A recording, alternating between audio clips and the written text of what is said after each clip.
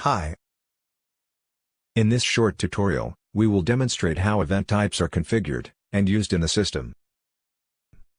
Events are different to lessons in one major way. There are no limitations on how long an event can run for. So, for example, if you wish to set up an all-day jumping competition, you should set up an event, rather than a lesson. Typical event types could be all-day showing competition, all-day jumping event, set a horse off work, set a member of staff off work, and any others you can think of. As with lessons, you cannot schedule an event unless you have allocated an event type to it.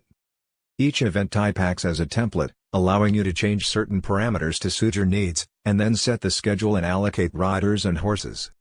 You can add as many event types as you wish and disable them at any time. Let's head over to the settings area, and create a new event type. Great. We will go ahead and enter the required information. Give the event type a meaningful name.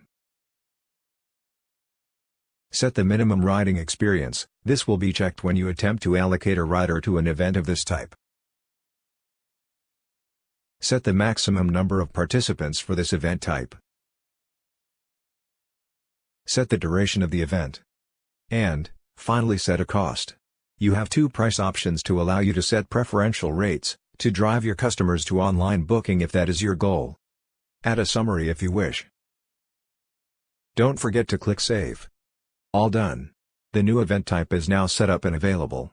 You can see how event types are used by watching the tutorial on scheduling events. Think about the different event types you offer and configure them to your needs. In the next tutorial, we will set up your payment options for invoicing and online. Thanks.